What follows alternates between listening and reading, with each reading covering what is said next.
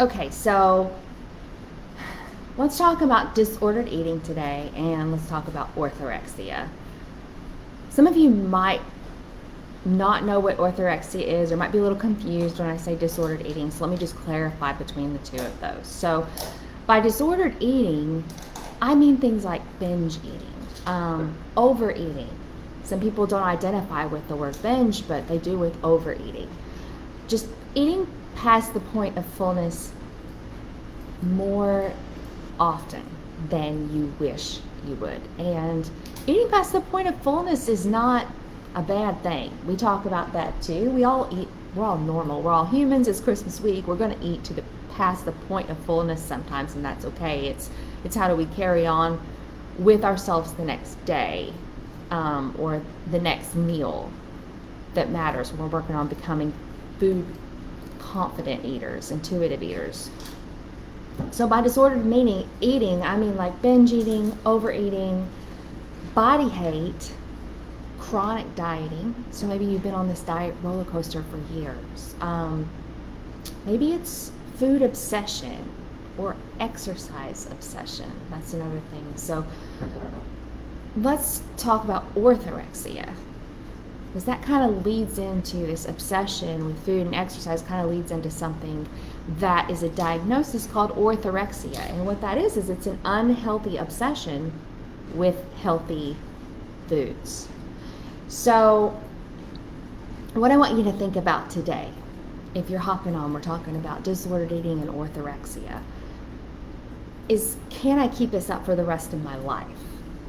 Is this something that if it never changed would affect the way I show up in the world? Will this affect my health? So I want to kind of go into that a little more in today's coffee chat. Would this affect my mental happiness and mental health, which is huge, you guys? So if you listened up to this point, I just want you to think about that. And if you find yourself answering yes, that's me, first of all, put yes in comments and we can chat about that. I'll keep an eye on the comments. If you're sitting there saying, I can't keep this up, I can't keep going cycle after cycle, diet after diet, this is what I mean by disordered eating. Or, this is why I talk about in this group, in this community, why it's so important that we break this habit, because this isn't a healthy habit to be on, this diet train, diet cycle. So I want to talk about one thing that's really, really important in this, and that's pride. So for a minute, and I'm thinking about myself when I say this too, because I've been there. You might be good, you might even be really great at disordered eating. And this just creates the illusion that you have it under control. And honestly, it's actually the opposite. Food's controlling us. If you've ever been in this situation, or maybe you are now, shoot me the hands up emoji. And let's dive in a little bit deeper into this topic today. So I'm going to paint a picture for you. And when I do this, I'm thinking of me at one point in my life, and probably, I don't know, 75%, 80% of the women that come to me to work with me. So I'm pretty familiar with this, and that's why I want to kind of like lay it out there. And if any of this sounds familiar to you, put me in the comments when I'm describing it. So you're a high achiever. You do the work, you get all the points, you get the A every time. You're that person. That's just who you are.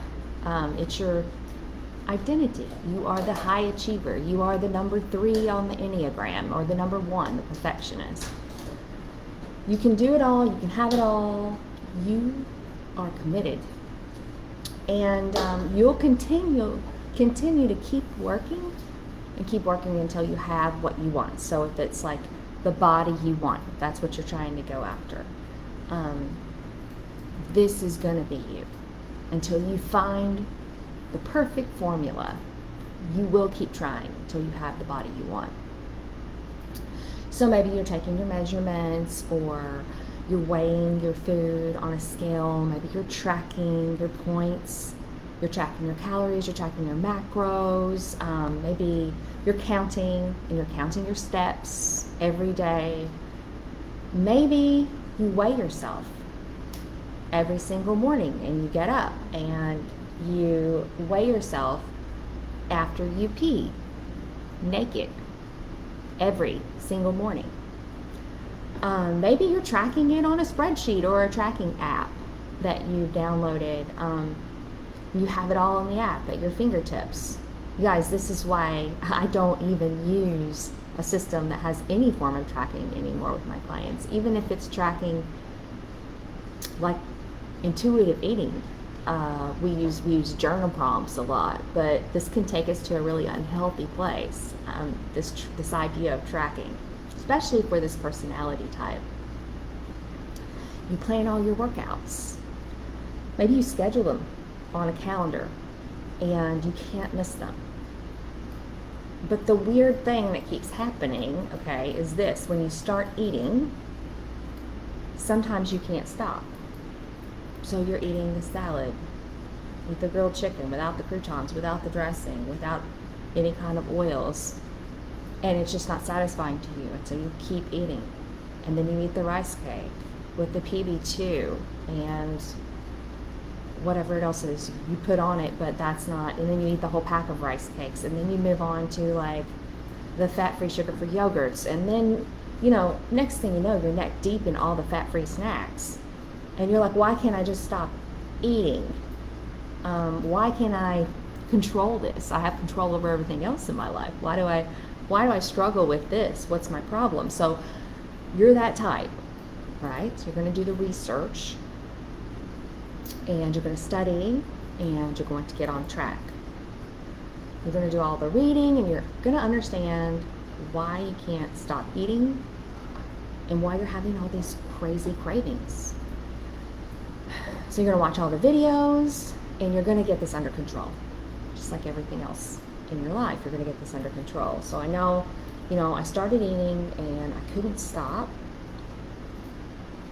I fell out off the wagon, but that's it. That's it for me. I'm not going to do it again. I'm going to stop. I'm going to put myself in check, because that's what we do. And I'm going to go longer. I'm going to do this. I'm not going to fall off the wagon again. And then what happens? It happens again. If you guys have ever been on a diet, you know exactly what I'm talking about. If you've ever done a Whole30, are you with me? This time, though, it's worse.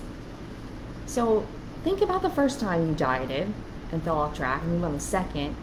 We have this thing called a diet history tool that is a free tool. If you would like it, put diet history tool in the comments.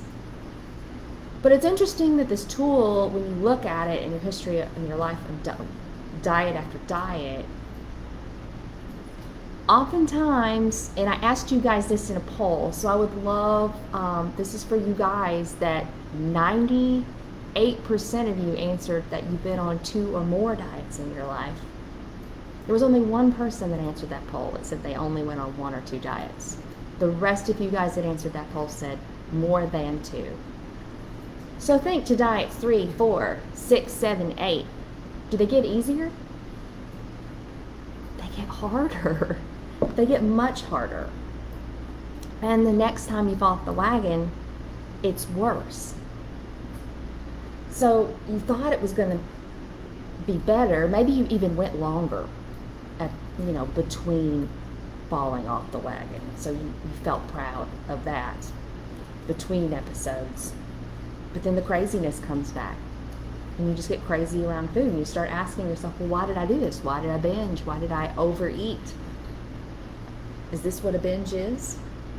Is this what it means when I feel out of control and I can't stop eating? And then maybe you're thinking, no, that's not me. Like, I don't have disordered eating. I don't have orthorexia. I'm not a binger.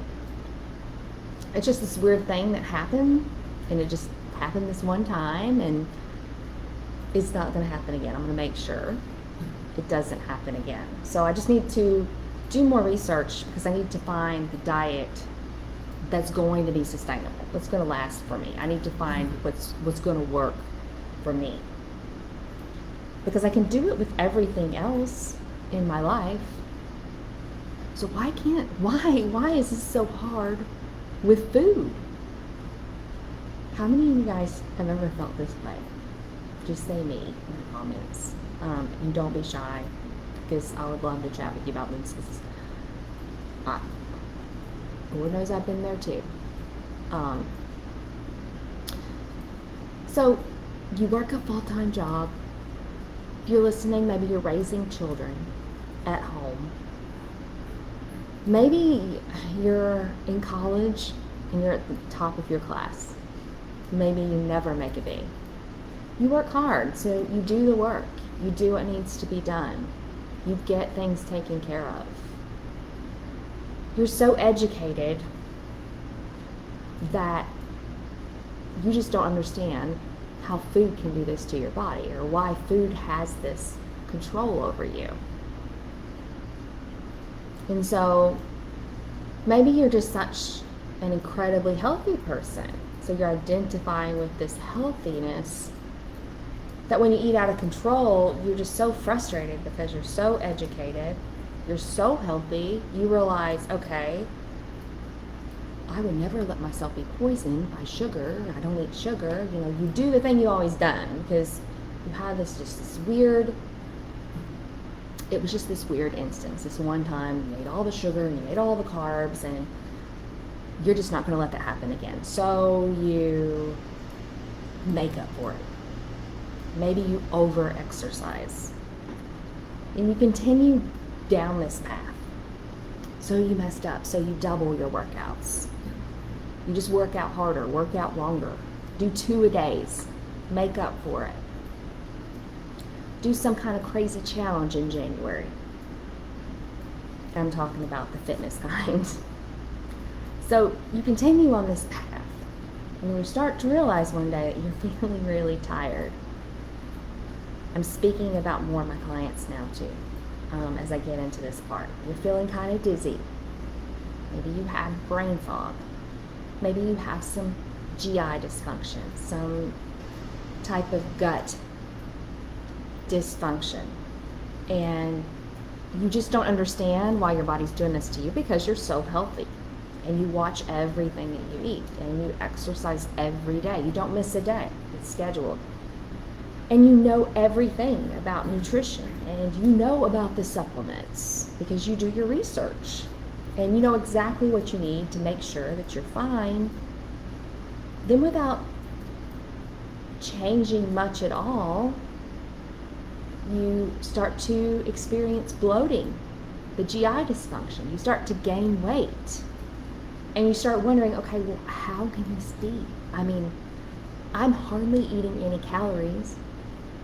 I'm exercising more than I take in. How can this happen? How is my body gaining weight? This doesn't work. I thought calories in equals calories out. What is happening here?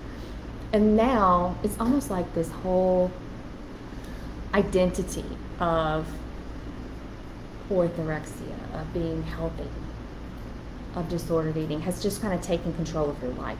Like it's just you're gonna figure this out, and you don't understand why. Your clothes are getting tighter. Your pants are cutting into you. Maybe you can't eat anything anymore without feeling bloated. And you're just like, why? You know, I started by just cutting out just a couple of foods because I went to this nutritionist and he told me that's what I needed to do for my gut health. And now, now I can't even eat, I feel like I can't even eat any foods because I'm so bloated. The sad thing is that this is the point where women come to me and say, I need help. I can't do this any longer. So they feel so out of control, and then they wait till it feels this out of control. Their health feels this out of control. So they tell themselves for decades they have this under control while they're dieting, and falling off the wagon and dieting. And we call that weight cycling. And they do it for decades. And so those of you that answered my poll and said you have been on 2 or more diets throughout your whole life, you probably know what I'm talking about. And I have clients that come to me and they either get help for it or they die trying. I mean, literally, you can stay on that wagon your whole life, or you can make the choice to get off that crazy train, because you will keep falling off. Diets are not sustainable long term. We've talked about this. We know the research. 95% of us can stay on a diet and stick to it for the rest of our lives. So this is how it happens. We're good at keeping things under control, and this is the pattern. So it tricks us, diet culture does. It tricks us for decades into thinking that we're in control. And if we usually don't seek help until we have a blatant health issue or a health problem. And maybe at that point we're gaining 10 pounds a week. Maybe we just got diagnosed with diabetes. So our body's gone into like insulin resistance or pre-diabetes. How is that possible? You're this super healthy person and you have diabetes.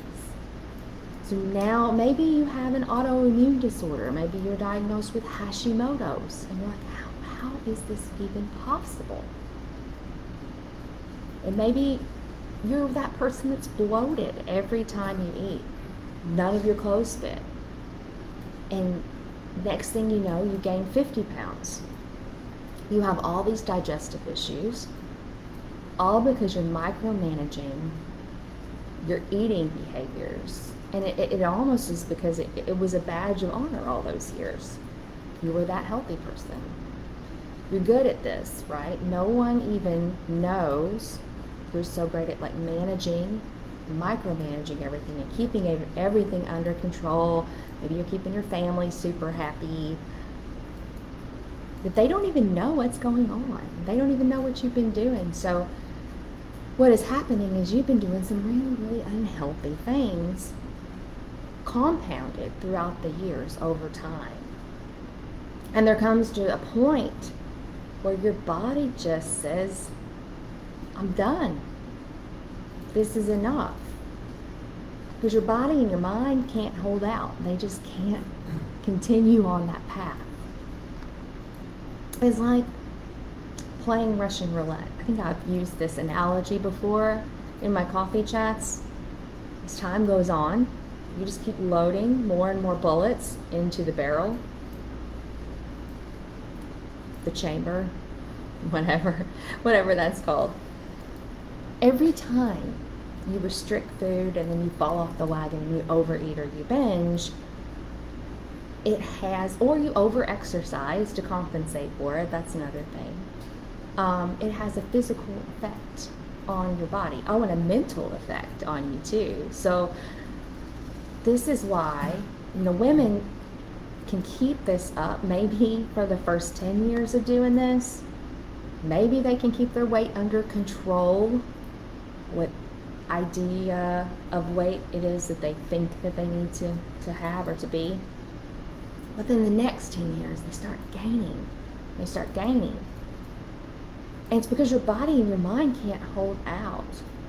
And if you're at this point, later stages in the game, I want to ask you a few more questions to think about today. Not to be a total Debbie Downer. I know it's Christmas week, but I know we're heading into some of the toughest times of the year for dieters. So I can't let this coffee chat go this week without talking about this. And then I have something very fun to talk about and announce with you. I have a gift for you guys. But back to this, I want to ask you about some questions to think about. Like, has the depression started yet? Do you have anxiety around foods? How many medications are you on? And that's okay. There's no judgment around that either. we can have another whole discussion about that if you want to. There's no judgment around that question. Just talking about your overall general health here, as you have tried to control your body and weight through over dieting and over exercising. So have you increased your overall health? Has that changed for you with every diet, with every decade? I guess the question that I'm looking to ask is, as time goes on, are you still playing Russian roulette with that gun? Are you still proud of yourself for, for lack of a better, are you proud of yourself for making it? Or is your metabolism breaking down every single time with every single diet? Because that's what it's doing. So at this point in the game, maybe your daughter has watched you, and maybe she's starting to pick apart her body, and maybe she started dieting. The key, guys, is to get off that train, to stop with the Russian roulette, to put down the gun, stop being good at micromanaging your eating behaviors, and just let your body be. As hard as that is to hear, I know for some of you guys, that's the first step. That's what it's about, and it's the only way out. You can feel better by trying to keep controlling things like food and exercise, but it doesn't last. So I want you to stop trying to be good at micromanaging these eating behaviors and just let yourself be. And that's exactly why women come to work with me or come into the programs. I want you to stop playing this dangerous game, which is really what it is, over time. If you look at your history with the diet history tool, and if you need it, the diet history tool in comments, you'll see how dangerous it is. You'll see a pattern. You'll see a trend. But you can stop and you can break free from the thoughts and the beliefs about food and your body. You can stop having this identity of I want to be good at dieting. Because that's what happens when women come to my programs to work on themselves. They're done. They want to show up in their life in a real, true, authentic way. They want to be proud of themselves and not for sticking to a diet. That's not what I'm talking about. So clients that come into the program and they learn how to feel confident about their food choices in the bodies that they live in, they feel completely free, and they will describe it this way, as feeling free. They get to be proud of real things in life. They get to be proud of the mother that they are, the daughter, the sister, the wife. They're proud that they're done, to be honest, with diets, and they get to know what they like in terms of food preferences. Look, diets, strict meal plans, what do? They tell you exactly what to eat, whether you like it or not. And that can't be fun or exciting, and it sure doesn't last. It's fun to be yourself, guys, to try to figure out who you really are. Find your true, authentic health, your identity. To be able to live your life and to think about things that truly, truly matter in life. You can be proud of yourself. You can be a person of integrity. When someone says, wow, you're so healthy, you can say, thank you. Thank you. Yes, that's great. And it's completely different now than it was then. As you're not phony and you're showing up exactly the way you were meant to in the world. So it's about truly living your life according to your values. We talk about this a lot when we work together, and the members inside the Food Confidence Club. There's a whole track on this. Your values and how you can shift your mindset to focus on health in a new way, in a completely different way. So if any of you guys are struggling with this, what I've talked about today, if this is something that you can ask yourself, okay, can I do this for the rest of my life? Has it felt better before and now it's gotten worse? Are you in that second decade of dieting and you're starting to feel like things are coming off the rails and you don't know how to fix them? I just want you guys to be honest with yourself. So I'm going to give you some things to think about, ask you some questions today.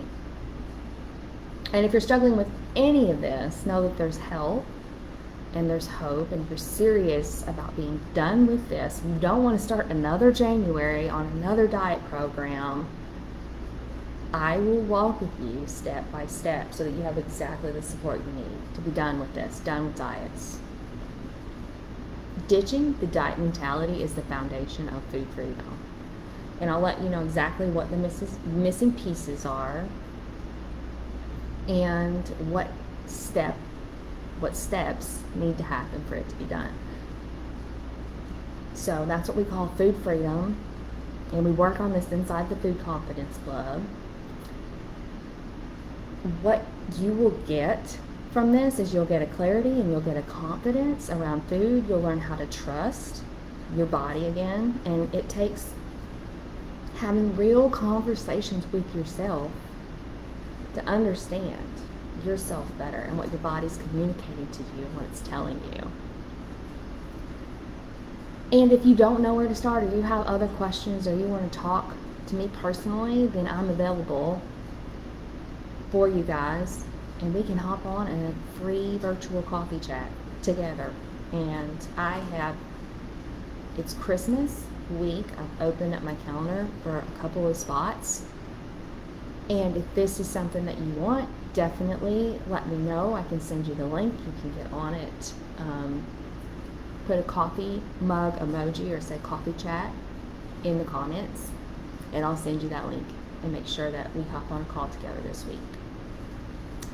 Now, I told you I had some fun stuff to announce, and so I don't want to end this today without letting you know about some things that are coming up, because we've been working on our holiday challenge to get us through the holidays. I know there's a lot of stress and anxiety, and we are almost there, but now I'm starting to notice all of the diet chitter chatter around the internet, in my feeds, everywhere I look, and it's only going to get worse.